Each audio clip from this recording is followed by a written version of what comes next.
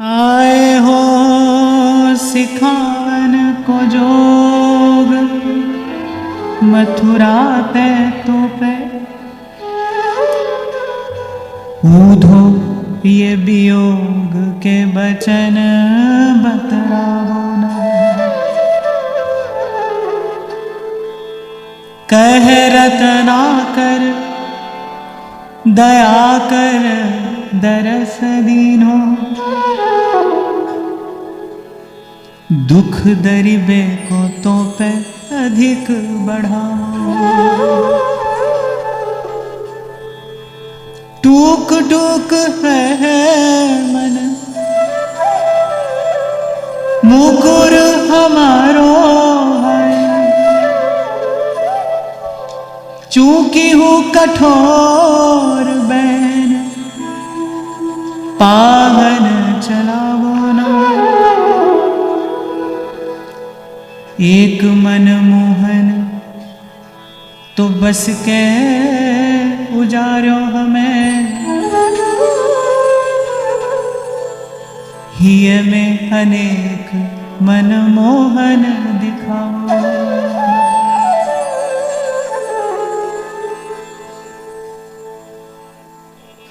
जब सुनी श्री उद्धव जी के मुख से गोपी ने वो कृष्ण के कण कण में व्याप्त होने की बात,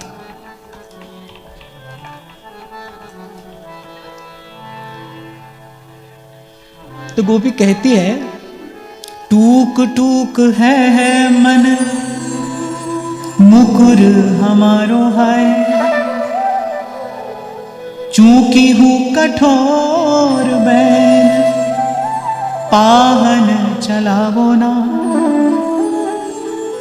गोपी कहती है एक मनमोहन तो बस कह उजारो हमें। अरे एक मनमोहन ने हमारे हृदय में बस के हमें उजाड़ दिया, और तू अनेक मनमोहन दिखा रहा है। अरे हमसे तो उस एक मनमोहन के विरह वियोग की पीड़ा ही नहीं झेली जा रही, तू अनेक मनमोहन की बात करता है। एक मनमोहन तो बस के उजारो हमें, हिय में अनेक मनमोहन दिखाओ। और जैसा कल आपको निवेदन किया था ना, कुछ गोपियां मृदुभाषिणी भी हैं और कुछ खरी खरी बात कहने वाली भी हैं। तो जब परस्पर संवाद हो रहा था गोपांगनाओं का, कोई कुछ कह रही थी, कोई कुछ, और कह क्या रही थी, अपने हृदय के उद्गार प्रकट कर रही थी, एक दूसरे से वार्ता करने के व्याज से जो कह रही थी, कह तो उद्धव को ही रही थी। फिर एक गोपी ने बड़ी सीधी सीधी सी बात कह दी, चुप रहो ऊधो सूधो पथ मथुरा को गहो, कहो ना कहानी जो विविध कह आए। गोपी ने कहा बस चुप रहे, हम तुझसे कुछ सुनना नहीं चाहती, हम कुछ जानना नहीं चाहती, हम पे इतनी दया दिखाने की आवश्यकता क्या है। चुप रहो ऊधो सूधो पथ मथुरा को गहो, कहो ना कहानी जो विविध कह आए। कई बार इस भाव की चर्चा में मैंने व्यासपीठ से आपको निवेदन किया कि धीरज ही प्रेम का आहार है, धैर्य से ही प्रेम भाव पुष्ट होता है। और अगर थोड़ा और इस भाव के निकट जाकर देखा जाए ना,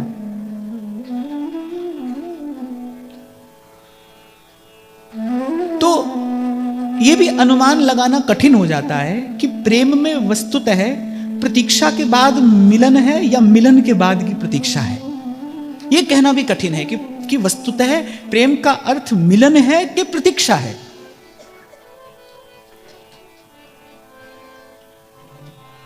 क्योंकि जब इन गोपांगनाओं की दशा का विचार किया जाता है ना, और गोपी कौन है, प्रेम की ध्वजा। कई बार मैं जैसे कहता हूं ना कि अगर कभी मंदिर में प्रवेश न कर सको, किसी काल में किसी कारण से यदि मंदिर में प्रवेश की अनुमति ना हो, तो मंदिर की ध्वजा को ही प्रणाम कर लिया जाता है। और ध्वजा को प्रणाम करने से देव दर्शन का ही पुण्य मिलता है, देव दर्शन का ही प्रसाद मिलता है। और कुछ समझ में न आए तो फिर नंददास कहते हैं गोपी प्रेम की ध्वजा। इन गोपांगनाओं का दर्शन करके ही प्रेम देव का दर्शन भी है, प्रेम देव का प्रसाद भी प्राप्त होता है, और प्रेम की सब बात यहीं कहीं समझ आ जाती है। तो गोपियों की दशा का जब विचार किया जाता है तो लगता है कि वस्तुतः वो जो मिलन हुआ वो प्रेम था, या ये जो जीवन भर की प्रतीक्षा ये प्रेम है। क्योंकि देखो कुछ दूरी पर ही मथुरा है, पर आप गोपियों का शील देखिए। अगर श्री कृष्ण ने कहा कि प्रतीक्षा करना, तो फिर प्रतीक्षा ही धर्म हो गया, फिर प्रतीक्षा ही जीवन हो गया। मैं एक बात आपको अपनी ओर से निवेदन करूं, आप जिसका आदर करते हो वो ध्यान से सुनना। आप जिसका आदर करते हो उससे आपको प्रेम हो कि नहीं हो कहा नहीं जा सकता। बिना प्रेम के भी आदर हो सकता है, पर बिना आदर के प्रेम नहीं हो सकता। जहां आदर हो वहां प्रेम हो न हो, दोनों स्थितियां संभव हैं। लेकिन जहां प्रेम होगा वहां आदर होगा, और बड़ा गहन गंभीर आदर होगा। श्री कृष्ण ने कहा कि प्रतीक्षा करना, ये जो गोपियों का प्रतीक्षा करना है, जीवन भर की प्रतीक्षा करना है, ये क्या है? ये अपने प्रेमास्पद के शब्दों का आदर है। बिना आदर के प्रेम नहीं होता। इसलिए अभी वृंदावन में जब हम चर्चा कर रहे थे तो मैंने कहा कि कभी कभी भावावेश में आकर कोई ठाकुर जी के लिए बड़े बड़े सस्ते, बड़े हल्के शब्द का भी प्रयोग कर जाता है। अब कोई कहता रहे भाव है, पर ना भाई, प्रेम में तो बड़ा गहन गंभीर आदर होता है। प्रेम में तो अपने प्रेमास्पद का बड़ा बड़ा गौरव होता है। इसीलिए शायद नारद जी विचार कर कहते हैं अनिर्वचनीय प्रेम स्वरूपम। भाई कहा नहीं जा सकता, वो तो जिस तन लागे सो तन जाने। मीरा कहती है ना, जाने जो अनुभव करे और या जो देवनहार। वो तो जो अनुभव कर रहा है वही जानता है कि उस समय वहां उस अवस्था में कैसी स्थिति होती है। ये तो जितनी भी बात कही सुनी जा रही है ना, ये तो संकेत मात्र है, और यह भी अवश्य है कि ये कहने सुनने से अंतःकरण पवित्र होता है। मैंने तो कल भी आपको कहा, अनेक अनेक तीर्थ संयम साधन, यज्ञ जप तप व्रत अनुष्ठान एक तरफ, और प्रेम स्वरूपिणी इन गोपांगनाओं की चर्चा, इनकी बात, इनकी वार्ता एक तरफ। उन सब साधनों से अंतःकरण की शुद्धि हो न हो, पर इनकी बात करने से, इनकी बात कहने से, इनकी बात सुनने से अंतःकरण निर्मल होता ही है। पुनाति भुवनत्रयम्, श्रीमद् भागवत तो कहती है इनके मुख से जो गीत प्रकट हुआ, बोले वो त्रिभुवन को पवित्र करने वाला है। पुनाति भुवनत्रयम्। तो गोपियों ने कहा कि ये क्यों लेके आए ये संदेशा, हमें इसकी कोई आवश्यकता नहीं, हम पर ये दया क्यों? हम इस पीड़ा में, इस दुख में प्रसन्न हैं। हमें इस दुख जैसा कोई और सुख नहीं है। जी दुख सम नहीं और सुख, सुख की गति कहे कौन? चुप रहो ऊधो सूधो पथ मथुरा को गहो, कहो ना कहानी जो विविध कही आए। कहरत ना करना बूझी है बुझाए हम, करत उपाय वृथा भारी भरमाए। अरे उस छलिया ने तुझे भी छल लिया रे उधो, उसने तुझे हमें समझाने के लिए भेजा है। और पहले ही कह आई गोपी, तू कोटि ब्रह्म अपने हाथ में अपनी हथेली पर रखकर भी दिखा दे ना, तो भी तो हमारे श्याम सुंदर का रूप ही हमारा जीवन प्राण है। हमें अपने व्रत से, हमें अपने धर्म से कोई नहीं डिगा सकता। कहरत ना कर ना बूझी है बुझाए हम, करत उपाय वृथा भारी भरमाए। अब एक गोपी पीछे से बोल उठी, सरल स्वभाव मृदु जानी परो पर उर्धाए करी लोन सो लगाए। एक गोपी बोली, बोले ऊपर से तो बड़ा साधु दिखाई पड़ता है, रावरी सुधाई में भरी है कुटिलाई कूटी, बात की मिठाई में लुनाई लाई लाई। तेरी बात लगती तो है मिठाई जैसी, पर चखने पर विष के समान खारी है, कटु है। ये बात लग तो मिठाई जैसी रही है, और किस बात को गोपी कह रही है? वो ब्रह्म ज्ञान की बात को, वो वेदों की ऋचाएं जो उद्धव जी सुना रहे थे ना, जो वेदों का ज्ञान उद्धव जी सुना रहे थे, उसको गोपी कह रही है, बोले दूर से तो मिठाई जैसी लगती है ये बात, पर चखने में बिल्कुल खारी है, कड़वी है। और किसी प्रेमी हृदय से पूछो तो वो प्रेमी हृदय यही कहेगा। प्रेमी का हृदय ऐसा ही हो जाता है भाई, प्रेम ऐसा ही कर देता है। इसीलिए हमारे सेवक जी महाराज ने कहा, प्रेमी अनन्य भजन न होई, जो अंतर्यामी भजय मन में। अरे यदि ये वृत्ति न हो तो उसको प्रकट होने पर बाध्य करे ही कौन? तभी तो महादेव कहते हैं, हरि व्यापक सर्वत्र समाना, पर प्रेम ते प्रकट होई मैं जाना। प्रेम ही तो बाध्य करता है उसको प्रकट हो जाने के लिए।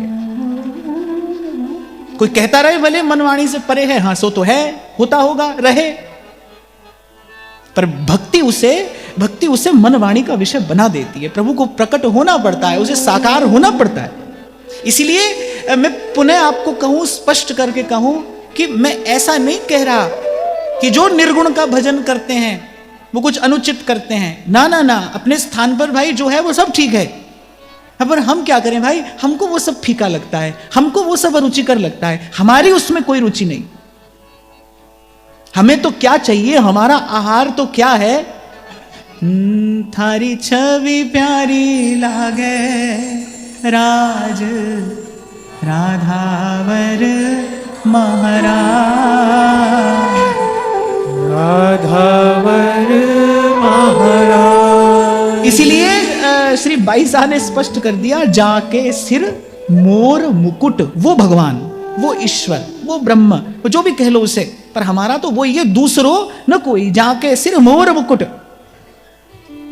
अब तत्व की दृष्टि से देखो तो भाई तुम भी भगवान, हम भी भगवान, ये भी भगवान, वो भी भगवान। अब कहा करें ऐसे भगवान को?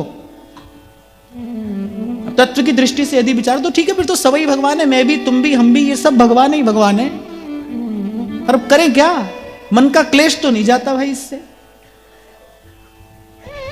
इससे कुछ हाथ तो नहीं आता। तो इसीलिए हमारा आहार क्या है? थारी छवि प्यारी लागे राज राधावर महाराज, राधावर महाराज। पाठ याद है? मोहन मुस्कन मंद वो ढुरकन मोर मुकुट की, मुस्कन मंद वो ढुरकन मोर मुकुट की, मोहन मुस्कन मंद वो ढुरकन मोर मुकुट की, मोहन मुस्कन मंद वो ढुरकन मोर मुकुट की। सदा बसो मन मेरे फरकन पियरे पटकी, सदा बसो मन मेरे फरकन पियरे पटकी, सदा बसो मन मेरे फरकन पियरे पटकी, सदा बसो मन मेरे फरकन पियरे पटकी। थारी छवि प्यारी लागे राज राधावर महाराज, राधावर महाराज, राधावर महाराज, राधावर महाराज। चलो अब तुम सुनाओ।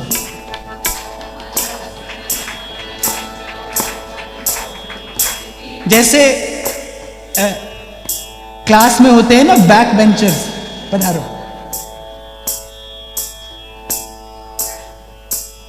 आगे आगे वालों को पाठ याद होता है, पीछे वाले ऐसे ही यहां वहां झांकते हैं। सब गाओ। मोहन मुस्कन मंद वो ढुरकन मोर मुकुट की, सदा बसो मन मेरे फरकन पियरे पटकी,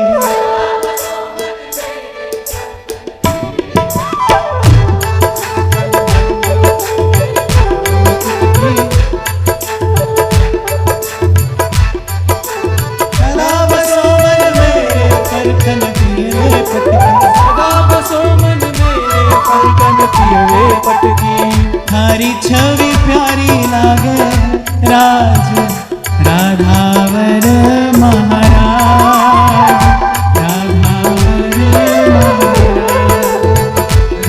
छवि प्यारी लागे राज राधावर महाराज, राधावर महाराज, राधावर महाराज, राधावर महाराज, राधावर महाराज, राधावर महाराज। तो आरंभिक अवस्था में कोई धर्म का पालन करता है, पर धर्म पालन का परिणाम क्या है? धर्म पालन का परिणाम है धर्म का स्वरूप हो जाना, तद्वत हो जाना, तदाकार हो जाना। ये धर्म के सम्यक प्रकार के पालन का फल है, प्रसाद है। तो उद्धव ने देखा, विचारा। कल भी विराम के क्षणों में मैंने आपको यही निवेदन किया था कि ऐसे ही उद्धव जी से प्रणाम नहीं करा सकता है कोई। वो सर्व विद्या विचक्षण है, सब विद्याओं के ज्ञाता हैं, परम ज्ञानी हैं, वो श्री कृष्ण को तत्व से जानते हैं। उनको सत्य का बोध ही नहीं है, वो स्वयं सत्य स्वरूप हैं। भगवान स्वयं श्रीमद् भागवत में कहते हैं, भाई किसी भी प्रकार से उद्धव मुझसे कम नहीं है। आज भी आप यदि श्री बद्रीनाथ में जाकर दर्शन करें ना, तो जब भगवान की जब शोभा यात्रा निकलती है तो श्री उद्धव जी के स्वरूप को ही भगवान की विजय मूर्ति के रूप में पधराया जाता है। वो भगवान की विजय मूर्ति है।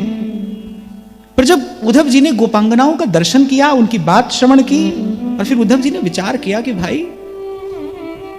ये कुछ और नहीं है, ये प्रेम धर्म का पालन करने वाली नहीं, ये तो साक्षात प्रेम धर्म स्वरूपिणी है। तब उद्धव जी ने कहा,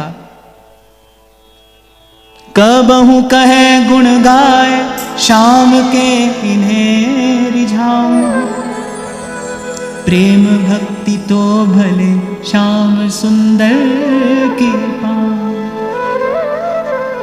जिह की विधि रीझहि सोई करूं उपाय, जाते मोमन शुद्ध होई दुविधा ज्ञान मिटाए, पाऊं रस प्रेम को,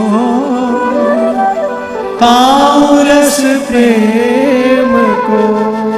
विज्ञप्ति स्तोत्र में प्रभु चरण श्री गोसाई श्री विट्ठल नाथ जी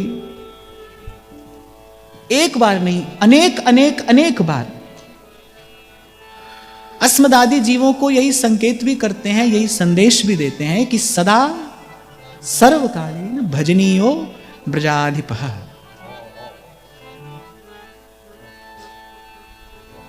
एक अनेक अनेक अनेक अनेक मार्गों से होकर भी अंत में विश्राम तो यहीं पहुंचने पर है। सदा सर्वकालीन भजनीयो ब्रजाधिपः। उद्धव को समझ में आ गया कि भाई हम जिसे हीरा समझकर और बड़े हर्षित हो रहे थे इन गोपांगनाओं के उस प्रेम भाव के सन्मुख, तो वो कांच है। उद्धव अपने मुख से कहते हैं ये बात। तभी तो उद्धव कहते हैं कि आसा महो चरण रेणु जुषाम हम श्याम वृंदावने किमपि गुल्म लता औषधि नाम। अच्छा, याचना भी कैसी है श्री उद्धव जी की कि वृंदावन की कोई गुल्म लता औषधि बना दे विधाता मुझे। अगर मनमोहन मुझ पर प्रसन्न हो तो वृंदावन की कोई गुल्म लता औषधि बना दे, जिससे इन ब्रजांगनाओं के गमन आगमन से उड़ने वाली वो ब्रज रज, वो धूली हमारे माथे पर पड़ती रहे। इनकी चरण रज मिल जाए, फिर कुछ और पाना शेष नहीं है। यही चतुर हैं, यही ज्ञानी हैं, यही प्रवीण हैं, यही पंडित हैं। क्योंकि उद्धव ने निकट से देख लिया कि गोपी को न भुक्ति की कामना है न मुक्ति की कामना है। वो न भुक्ति चाहती है न मुक्ति। इसलिए श्री रूप गोस्वामी पाद कहते भुक्ति मुक्ति स्पृहा यावत पिशाची हृदय वर्तते। जब तक इन दोनों में से कोई कामना है, इसलिए कई बार आपको निवेदन किया जाता है व्यासपीठ से कि भाई विशुद्ध भजन के मार्ग पर केवल पाप ही नहीं, पुण्य भी बाधक है। हमको केवल पाप से ही नहीं बचना है, पुण्य भी बाधक है। अब आप कहोगे भाई पुण्य से भी बचना है?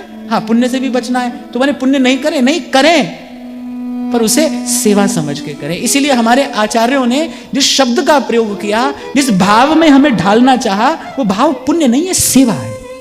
सेवा विनम्र होकर की जाती है। पुण्य करते समय छाती चौड़ी होती है।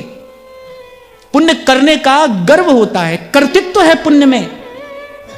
पर सेवा में नहीं है। सेवा का भाव किस आधार पर खड़ा है? त्वदीयम वस्तु गोविंद तुभ्यमेव समर्पये। आपकी वस्तु आपके चरणों में निवेदन करते हैं। ये निवेदन करने के लिए आपने हमें चुना, ये आपकी कृपा है। मैं कई बार आपको कहता हूं, भाई आप जो कर रहे हो, जो सत्कार्य आप कर रहे हो, जो सेवा प्रभु की आप कर रहे हो, आप नहीं करोगे तो कोई करेगा, आप नहीं करोगे तो कोई करेगा। आप कर रहे हो तो आप बड़भागी हो। सेवा का प्रसाद क्या है? सेवा का फल क्या है? सेवा का फल सेवा ही है। सेवा का फल सेवा ही है, पर प्रतिक्षण वर्धमान अनुराग के साथ। माने आज जैसा अनुराग आपके हृदय में है ना, तो बस इतनी याचना प्रभु से हो कि आज की सेवा के प्रसाद स्वरूप कल मेरा अनुराग और बढ़ जाए, कल मेरी प्रीति आपकी सेवा में और बढ़ जाए। तभी भगवान कपिल देव माता देवहूति से कहते हैं, सालोक्य साष्टि सामीप्य सायुज्य सारूप्यमैकत्वम् दीयमानम न गृह्णन्ति। मेरे भक्त नहीं लेते, देने पर भी नहीं लेते। क्यों? क्योंकि उनको सेवा का सुख मिल गया है, उनको सेवा का आनंद मिल गया। इसीलिए बलिहारी आचार्यों की, मैं तो कई बार कहता हूं, अनेक बार मैंने व्यासपीठ से कहा, ये जो घर घर में गोपाल खेलते हैं, ये वल्लभ विट्ठल की कृपा है भाई। किसी भी प्रकार से आप मेरी बात को अन्यथा ना लेना। ये शरीर क्या है? मलमूत्र का पिंड ही तो है। किसी भी प्रकार से क्या ये श्री ठाकुर जी के दिव्य श्रीअंग को स्पर्श करने योग्य है? नहीं है, और किसी भी साधन से हो नहीं सकता।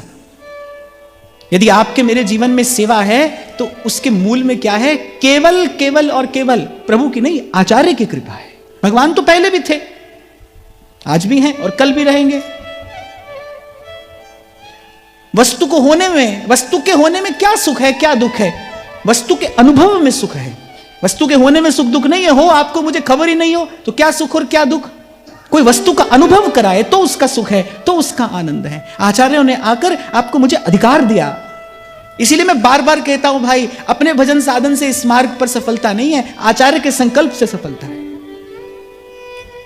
जीव आचार्य के शरणागत हो, वो आचार्य के चरण शरण में रहकर भजन करे, सेवा करे, साधन करे, तभी उसको सफलता है, तभी उसको सिद्धि है। और भजन के मार्ग की सिद्धि क्या है? सो तो कल विराम के क्षणों में मैंने आपको निवेदन कर दिया था। माने सिद्धि कहते ही हमारा मन कहीं और न चला जाए। सिद्धि अर्थात जो सिद्धि श्री कुंभन दास जी को प्राप्त हुई।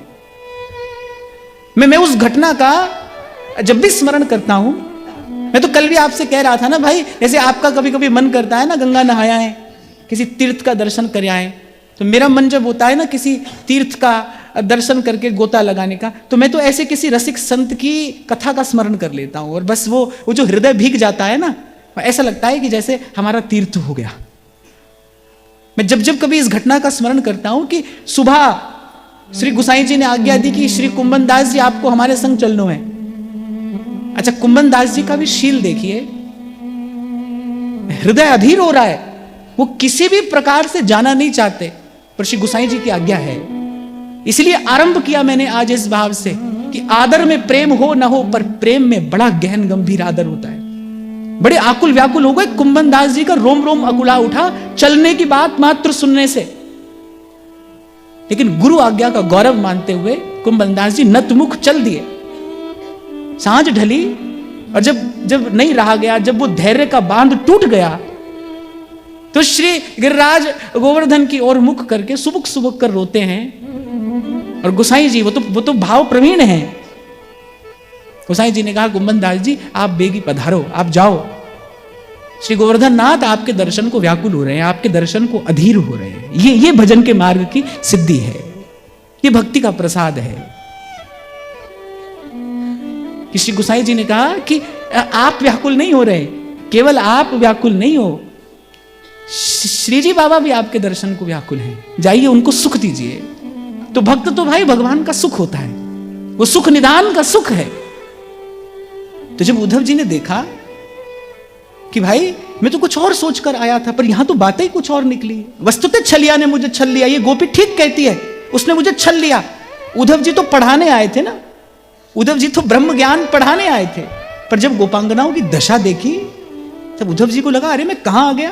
पूर्व में तो स्वयं उद्धव जी कहते हैं, आंखों के आगे अंधकार छा गया। किसके? जो सर्व विद्या विचक्षण है, जिसके ज्ञान चक्षु खुले हैं, उसकी आंखों के आगे अंधेरा छा गया। गोपियों का भाव देखकर, सुनकर उद्धव जी को लगा धरती फट जाए और मैं यहीं समा जाऊं। मैं किन के सन्मुख आ गया? मैं क्यों भेजा कृष्ण ने मुझे यहां?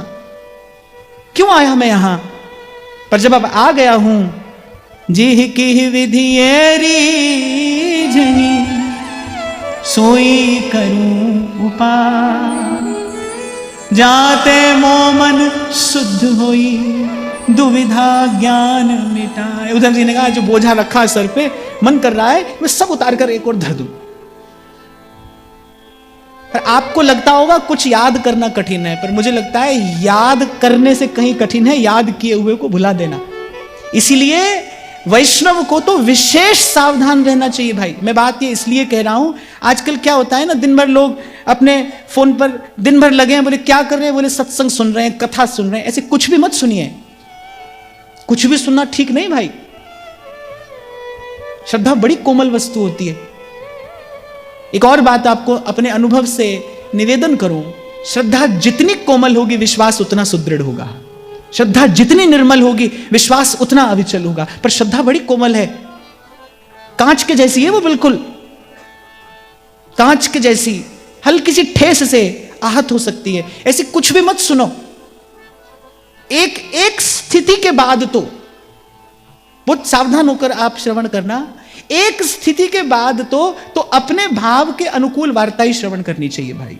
मुझे इसको कहने में कोई संकोच नहीं है, इसमें किसी दूसरे की निंदा या खंडन नहीं है, इसमें अपने भाव का पोषण है। एक स्थिति के बाद, एक अवस्था तक पहुंच जाने के बाद, और मैं स्पष्ट कहूं, आचार्य की चरण शरण अगर मिल गई है, अगर किसी भाव विशेष से हम प्रभु की सेवा, प्रभु का आराधन कर रहे हैं, फिर सब कुछ अपने सुनने के लिए नहीं है भाई। सब कुछ सुनने की अपने को आवश्यकता नहीं है। जिससे अपना भाव बढ़े, अपनी श्रद्धा पुष्ट हो, जाकी है उपासना ताही की वासना, और ताही को नाम रूप लीला गुण गाइए। उसी की बात सुनिए। हमसे ये भूल हो जाती है। तभी कल मैंने आपको कहा, आज मैं पुनः कह रहा हूं, अगर उपवास करना हो तो सप्ताह में एक दिन अपने मोबाइल फोन से दूर रहिए, ये उपवास करिए। आज तो भाई प्रत्येक साधक के जीवन में अगर सबसे बड़ा कोई विक्षेप मैं देखता हूं तो यही देखता हूं। अच्छा चलो मैं आपसे एक बात पूछता हूं, लगे हाथ अवसर आ गया तो मैं पूछ रहा हूं। फोन पास में रखा रहता है और बैठे बैठे 5-10 मिनट के बाद व्यक्ति उठाता है, देख कर रख देता है। ऐसा करते हो कि नहीं करते हो? आप करते हो ना? आपको लगता है ये कुछ नहीं हो रहा है, पर आप विचारो कि आपका मन एकाग्रता से कितनी दूर जा रहा है। आप एक दिन चलते चलते ऐसी स्थिति में पहुंच जाओगे जब एकाग्रता आपके लिए असंभव हो जाएगी। और बिना एकाग्रता के भाव की स्थिरता ही संभव नहीं है। भाव की सिद्धि कैसे होगी बिना एकाग्रता के? जो कुछ किया जा रहा है भाई मन प्रभु में लगाने के लिए, मन प्रभु में रमाने के लिए तो किया जा रहा है। अरे श्री गोसाई हरिराय जी महाराज अपने शिक्षा पत्र में एक बात कहते हैं, मुझे बड़ी प्रिय लगी। आज भी जो आचार्य की परिपाटी से वैष्णव सेवा करते हैं वो ये बात जानते हैं कि जब प्रभु की सेवा में जाया जाता है ना, मान लीजिए आप अवनिया सिद्ध कर रहे हैं, आप वस्त्र सिद्ध कर रहे हैं, आप प्रभु की माला जी सिद्ध कर रहे हैं, आप यदि ऐसी भी कोई सेवा कर रहे हैं ना, तो उसमें बोलिए नहीं। और तो और मुख पर वस्त्र बांधकर सेवा सिद्ध की जाती है,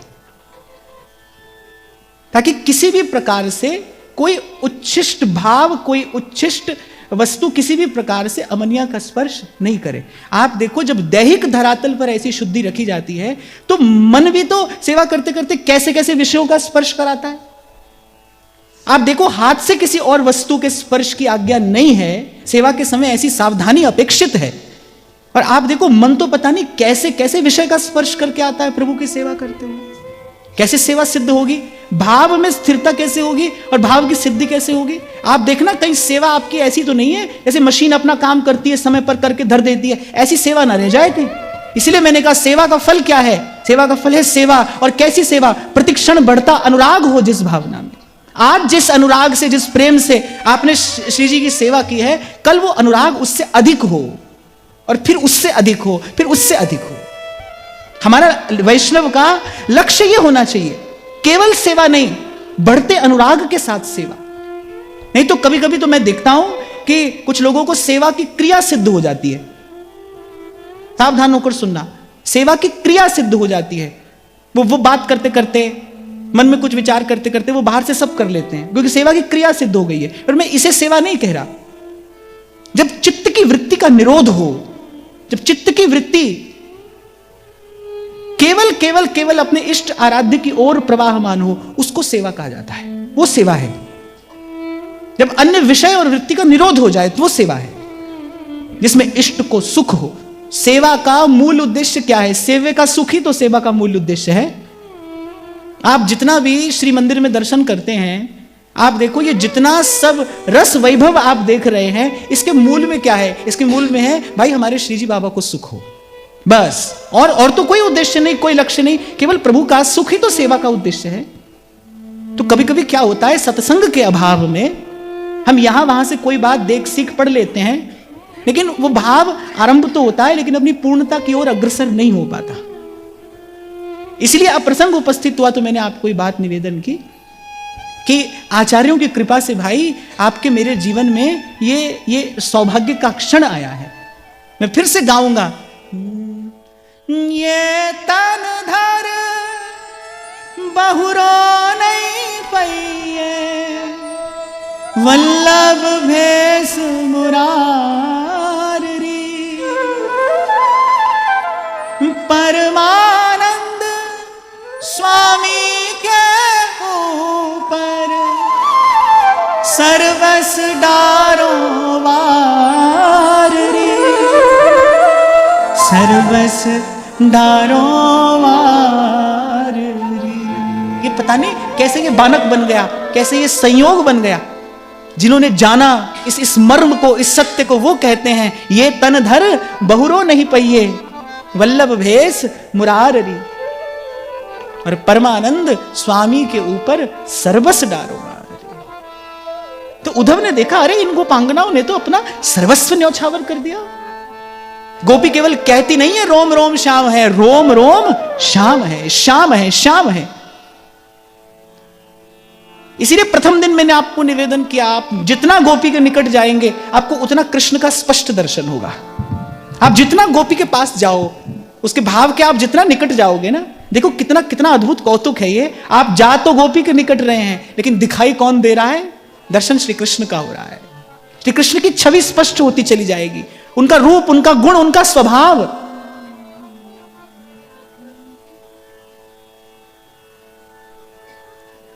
तो जब गोपांगनाओं के उस उज्जवल भाव का दर्शन उद्धव करते हैं, तो बस उद्धव के मन में यह बात आई कि इनकी चरण धूलि मिल जाए। और तभी दूर से उड़ता उड़ता एक भंवरा आया। अब उद्धव तो सत्य संकल्प हैं, उद्धव संकल्प सिद्ध हैं, उनके मन का संकल्प कैसे अधूरा रहता। ऐसे दूर से उड़ता उड़ता भ्रमर आया। ताही छिन एक भंवर कहूं ते उड़ता आयो, ब्रज बनिता के पुंज मांझ गुंजत छवि छायो, बैठो चाहे पाए पे अरुण कमल दल जा।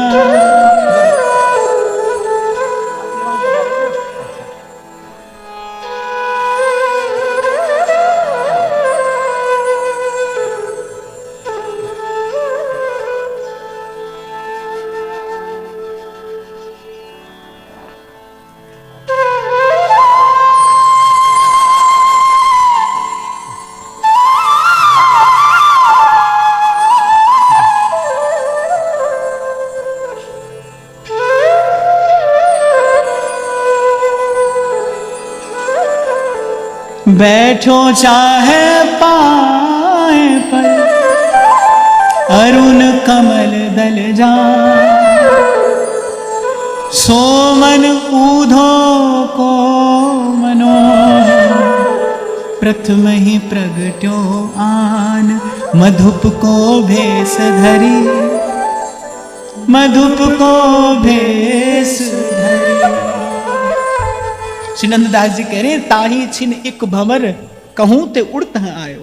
उड़ता उड़ता एक भ्रमर आया और ब्रज बनिता के पुंज मांझ गुंजत छवि छायो, और उन ब्रजांगनाओं के उस समूह में गुंजार करने लगा। बैठो चाहे पाए पर किसी भी गोपांगना के श्री नंददास जी ने स्पष्ट नहीं किया। पर आप समझ जाइए, नंददास जी कह रहे हैं वो किसी के अरुण चरण कमल पर बैठना चाहता है। नंददास जी ने कहा नहीं, कुछ कहा नहीं। नंददास जी ने श्री व्यास जी और श्री सुखदेव जी की मर्यादा का पालन किया है। मुझे तो बड़ी हंसी आती है जब देखता हूं मैं, बड़ी खींचातानी करते हैं लोग। भागवत जी में श्री जी का नाम है कि नहीं, कहां है, यहां है, वहां है कि नहीं। अरे जिसे ग्रंथकार ने छिपाया हो उसने कुछ विचार कर ही छिपाया होगा, उसे छिपे ही रहने देना चाहिए। ये ग्रंथकार का आदर है। जिस पर कृपा होगी वो अनुभव करेगा, और जो ही चाखेगो सो ही जानेगो, और कहने पे कौन यूं मानेगो। जो चखेगा वो भाई जान लेगा। जो ही पीवेगो सो ही फूलेगो, जो ही पीवेगो सो ही नाचेगो। जितनी बात बताने की उतनी बता दीजिए। तो नंददास जी ने तो कुछ नहीं कहा, पर भावुक जनों का हृदय अनुभव कर सकता है। वो एक भ्रमर उड़ता आया और वो किसी के अरुण चरण कमल पर बैठना चाह रहा है। बैठो चाहे पाए पे अरुण कमल दल जा, सोमन ऊधो को मनो, प्रथम ही प्रगट्यो आन मधुप को भेष धरी, मधुप को भेष।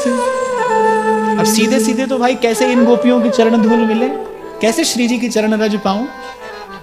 तो उद्धव जी का वो जो मन है ना, वही मधुकर का भेष धरकर आया और श्री स्वामिनी जी के चरण कमल का आश्रय चाहता है। वो उन चरण कमलों की भक्ति चाहता है, वो उन चरण कमलों की प्रीति चाहता है, उन चरण कमलों की रज चाहता है।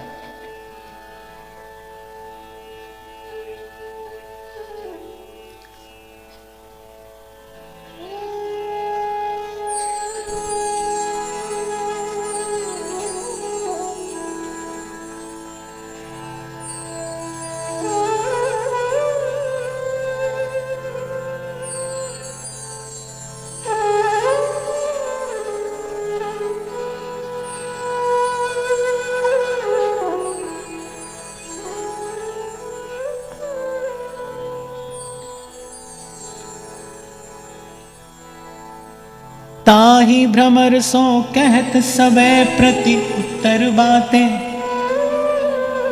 तर्क वितर्कन जुक्त विविध रस रूपी घाते।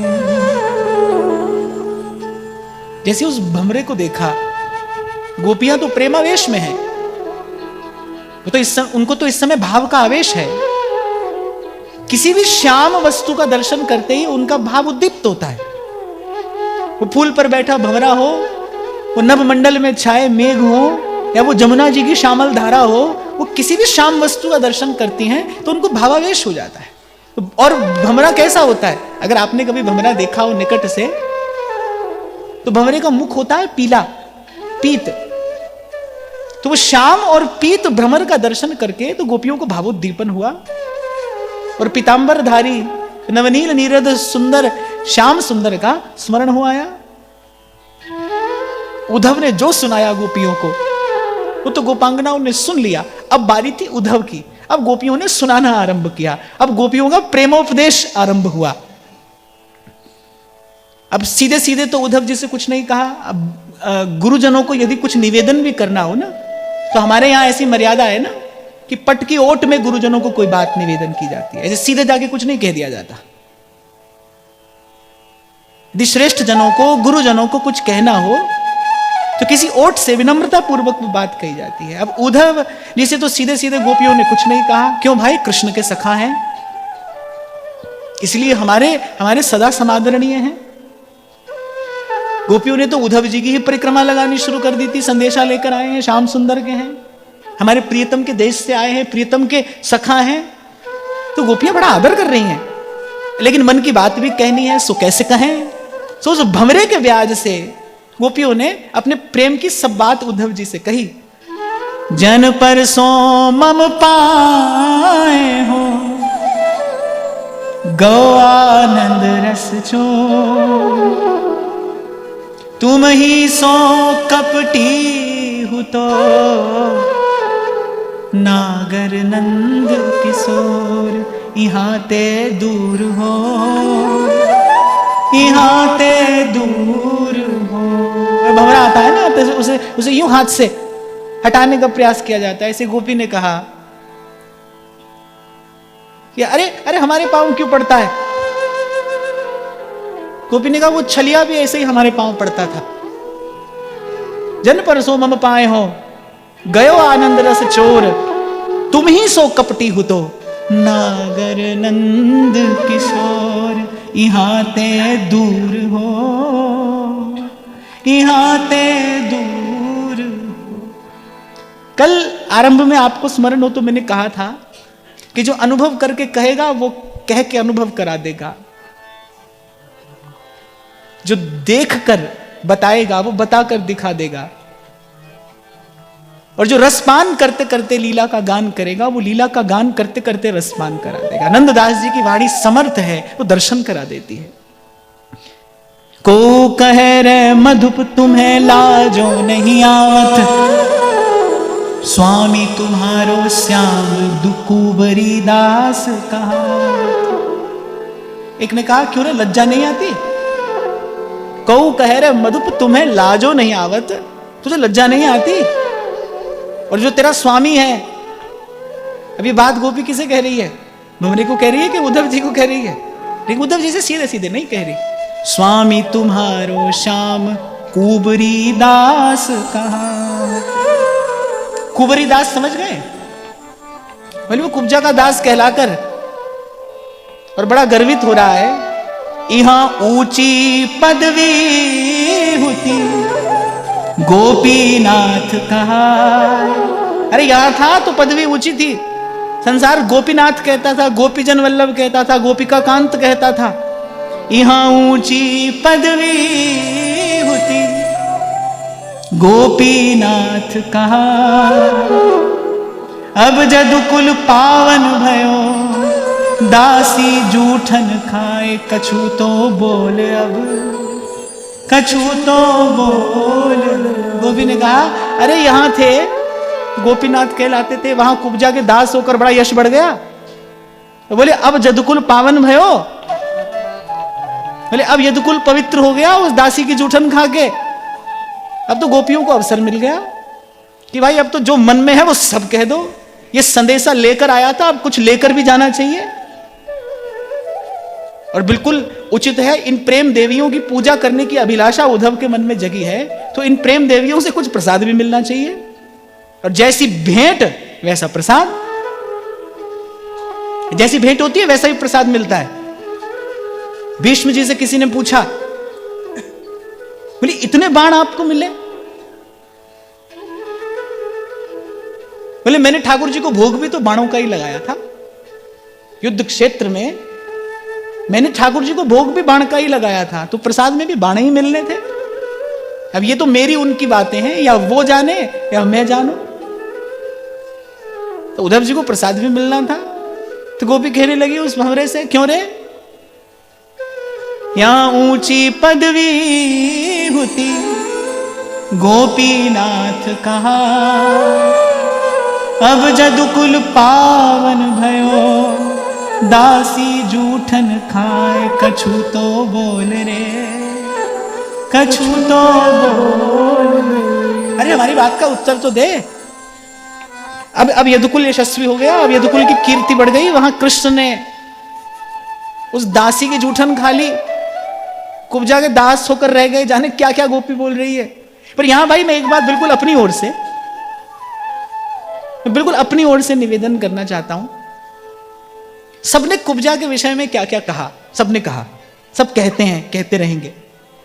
पर मैं इस लीला में कुब्जा की ओर देखता ही नहीं। मैं तो इस लीला में कृष्ण की करुणा का दर्शन करता हूं कि भाई स्वीकार अगर गोपी होती है तो अस्वीकार तो वो कुब्जा को भी नहीं करते।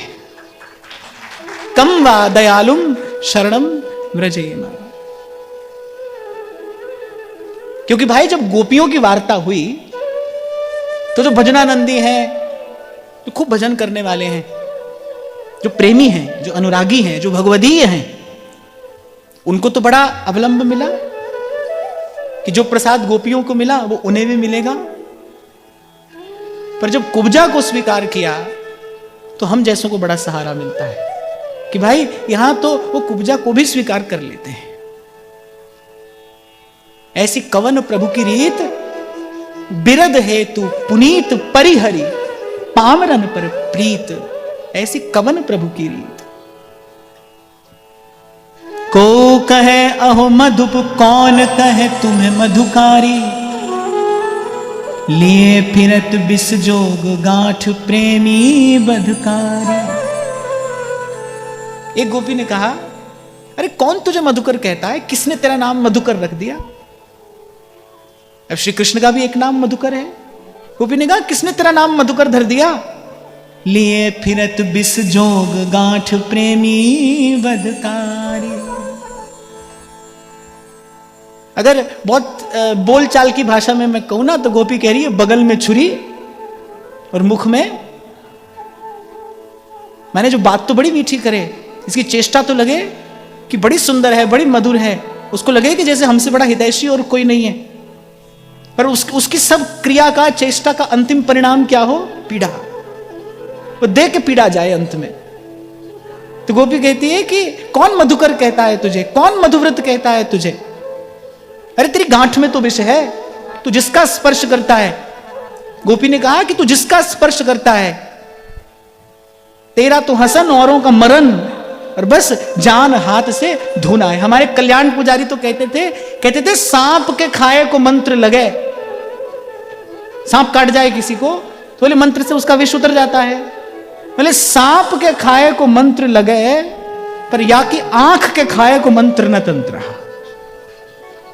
इनकी दृष्टि अगर किसी पर पड़ जाए, बोले फिर कोई मंत्र नहीं चलता, फिर कोई तंत्र नहीं चलता, फिर कोई यंत्र नहीं चलता, फिर तो दर्द की मारी बन बन डोलूं, वैद मिला नहीं कोए, और मीरा के प्रभु पीर मिटेगी, वैद संवरिया हो। हेरी मैं तो दरस दीवानी, मेरो दर्द न जाने को। ये रोग एक ऐसा है जिसकी एक ही औषधि है, जिसकी दूसरी औषधि नहीं है।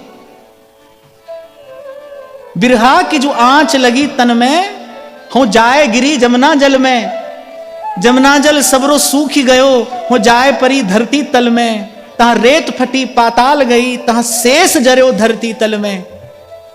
और या बिरहा की तब आंच मिटे जब आए के शाम लगे गल में, जब आए के शाम लगे गल में, जब कोई और मार्ग ही नहीं है, कोई और विकल्प ही नहीं है। और आपको स्मरण हो, मैं सदा आपको कहता हूं, प्रेम जीवन की आवश्यकता नहीं है भाई, प्रेम तो विवशता है। क्योंकि आवश्यकता की पूर्ति तो कहीं से भी हो जाती है, व्यक्ति कर ही लेता है।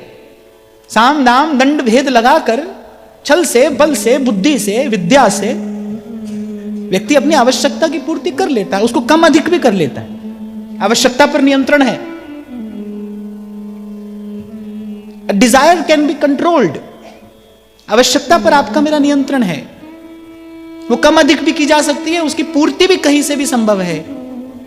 पर जब कोई व्यसन हो जाए, जब कोई विवशता हो जाए आपकी, फिर आपका कोई नियंत्रण नहीं है। क्षमा करना, पर प्राय करके कहने सुनने में यही तो आता है संसार में कि हम आपसे प्रेम करते हैं। अब जब आप करते हैं ना, तो आप कभी कम करेंगे, कभी अधिक करेंगे, कभी करेंगे, कभी नहीं करेंगे। आप ध्यान रखना, प्रेम कभी आपके द्वारा नियंत्रित नहीं होगा। आप ध्यान रखना, आप अपने जीवन में इसका अनुभव दर्शन करना। यदि वो आपके द्वारा नियंत्रित हो रहा है तो वो प्रेम नहीं है। और मैं कई बार आपसे कहता हूं, भाई प्रेम के जैसे दिखने वाले बहुत भाव हैं, वो दूर से प्रेम जैसे ही दिखाई पड़ते हैं, पर वो है नहीं, है नहीं। तो प्रेम कभी आपके द्वारा नियंत्रित नहीं होगा, प्रेम आपको नियंत्रित करेगा। तभी तो जिनको ये ज्वर चढ़ा उन्होंने गाया, हो जाहे लागी लगन घनश्याम की, जाहे लागी लगन घनश्याम की, धरत है पग और परत है कितहूँ, परत है कितहूँ, सुधि नाही धन धाम की, जाहे लागी लगन घन श्याम की। और एक और बात, एक और बात जिसको कहे बिना ये बात अधूरी रह जाएगी। नारायण बारी भई डोले, नारायण बारी भई डोले, रही न काहू काम की, जाहे लागी लगन घन श्याम की। अरे रही न काहू काम की। जब सुध नहीं बुध नहीं, संसार का काम तो सुध बुध से ही होता है ना। इसलिए तो मैं कहता हूं आपने गलत सुना है, गलत समझा है। माता पिता बालक को समझाते हैं, बोल बेटा मन लगाकर काम करना, मन लगाकर करना, मन लगाकर करना। मन लगाकर काम नहीं, बुद्धि लगाकर काम किया जाता है। मन लगाकर तो हरि का नाम लिया जाता है। संसार का काम में मन लगाने की आवश्यकता नहीं। संसार का काम बुद्धि से करिए, जिसका संकेत श्री गोस्वामी जी करते हैं। तुलसी ममता राम सो समता सब संसार। संसार का काम सुध बुद्ध से होता है, होना चाहिए। तो कह रहे रही न काहू काम की। तभी संत कहते हैं भाई वो घर दूर है जिसकी हम बात कर रहे हैं ना, वो घर तो दूर है। मैं एक बार दर्शन करने गया तो मुझे कोई मिला, उसने प्रणाम किया, मैंने पहचाना नहीं। उसने बोला अरे आपने मैं पहचाना नहीं। तो मैंने कहा क्षमा कीजिए, आप दे दीजिए अपना परिचय। तो कहने लगे अब तो आप बदल गए, आपने हमें पहचाना नहीं, लो हमें ही भूल गए। अब उसको तो किसी तरह निपटाया मैंने, लेकिन फिर मैंने मन में विचार किया, मैंने कहा भाई अभी कहां बदले, अभी नहीं बदले। बदले तो तब जब आप भी हमको नहीं पहचानो। जब आप भी नहीं पहचानो कि अरे कौन है, तभी तो बुल्ले शाह कहते हो गई होर दी होर, मैं तो कुछ और थी और अब कुछ और हो गई।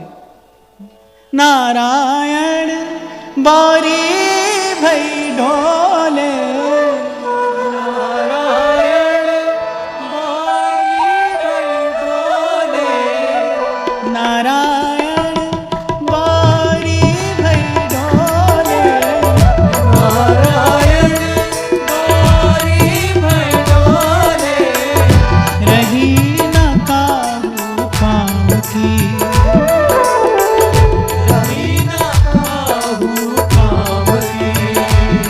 जाहे लागी लगन घन श्याम की, जाहे लागी लगन घन श्याम की, जाहे लागी लगन घन श्याम की, जाहे लागी लगन घन श्याम की।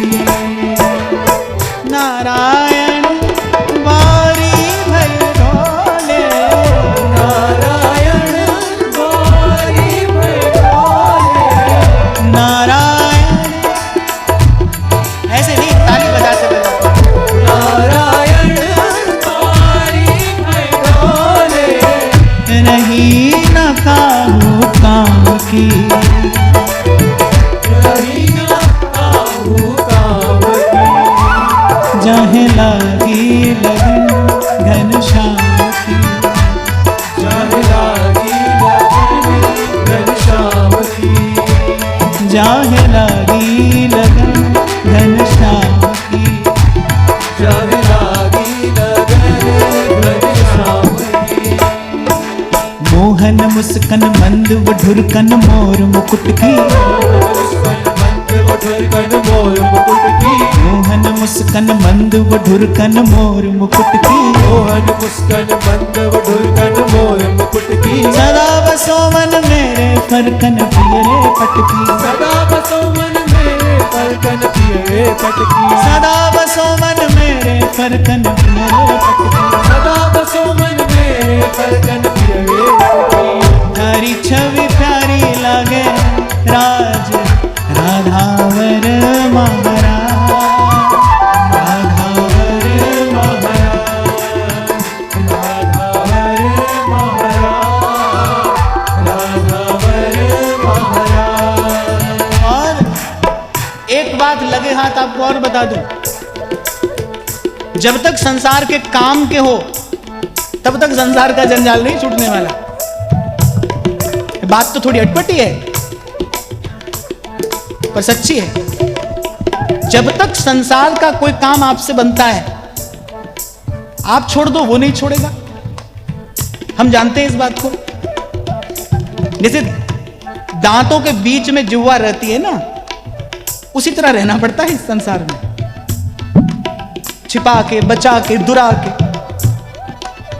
और आज तो समय ऐसा आया है भाई, एक छोटी सी घटना घट जाए, 1 मिनट में सारा संसार जान लेता है, देख लेता है।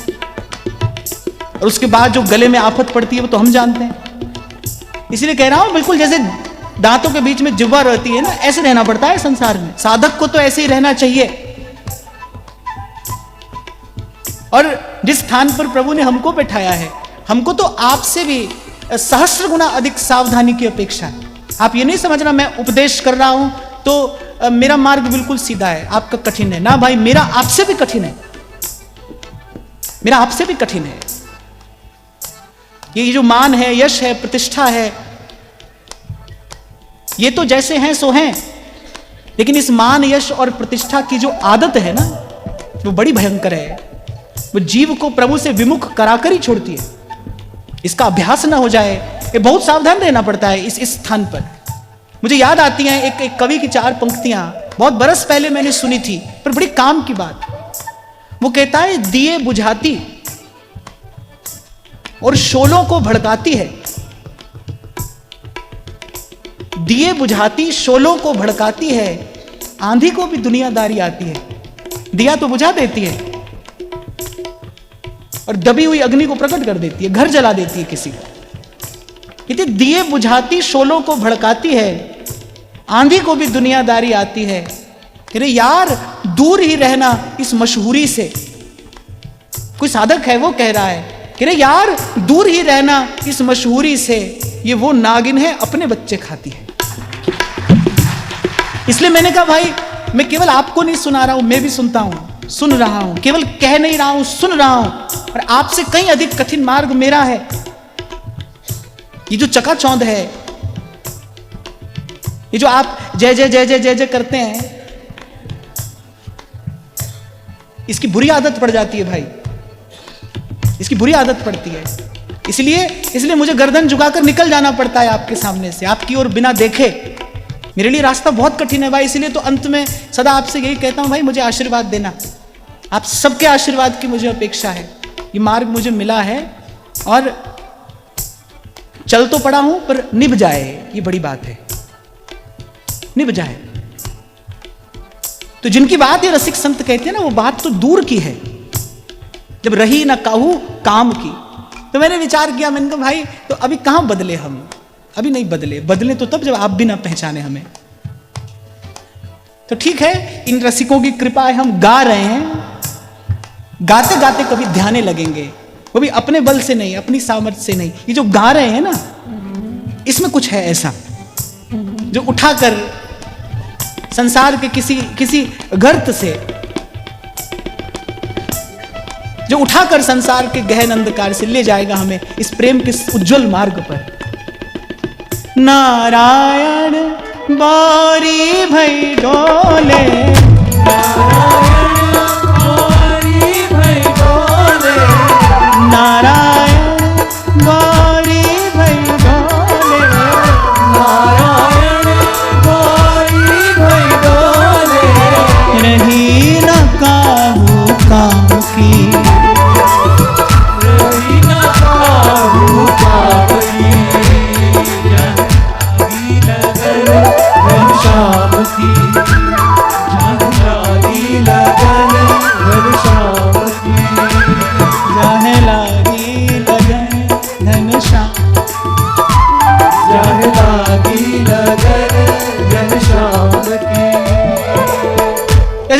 संसार के काम के रहो तब तक संसार का काम करना पड़ेगा। जब तक आप काम के हो तब तक काम करना पड़ेगा। आप नहीं करोगे तो संसार करा देगा। जिस दिन संसार को लगे ना भाई ये अब अपने किसी काम के नहीं। अरे सच्ची घटना मैं आपको सुनाता हूं। एक महात्मा जी ने बद्रीनाथ में जाकर तपस्या की, देवता प्रकट हो गए। देवता ने कहा क्या मांगते हो? तो महात्मा ने कहा हमको सिद्धि दीजिए कि हम किसी का भी रोग ठीक कर दें। अब देवता ने मन में विचार किया, बोली तो हमारी धंधा बंद हो जाएगा। जब तू ही ठीक कर देगा तो हमारे पास में कौन आएगा? अब देवता तो देवता ही होते हैं। उन्होंने ठीक है, तुम्हारी एक बूंद रक्त की जो अपनी नाक में डालेगा उसका दुस्साध्य रोग भी ठीक हो जाएगा। हम महात्मा बड़े नाचे, ये तो बन गो बात। अब संसार तो भाई चमत्कार को ही नमस्कार करता है। भावग्राही लोग तो मुट्ठी भर हैं संसार में। काम की बात करने और सुनने वाले तो मुट्ठी भर लोग हैं। कबीर तो कहता है सिंहों के नहीं लेहड़े और हंसों की नहीं पात, रत्नों की नहीं बोरियां और साधु ना मिले जमात। साधु की जमात नहीं होती, वो तो कोई होता है, कोई होता है। तो संसार तो चमत्कार को नमस्कार करता है। प्रसिद्धि हो गई बड़ी महात्मा जी की। अब तो भाई सुबह से ही लग जाए लाइन। क्या चाहिए बेटा? एक बूंद रक्त की चाहिए, बस एक बूंद आपके रक्त की चाहिए।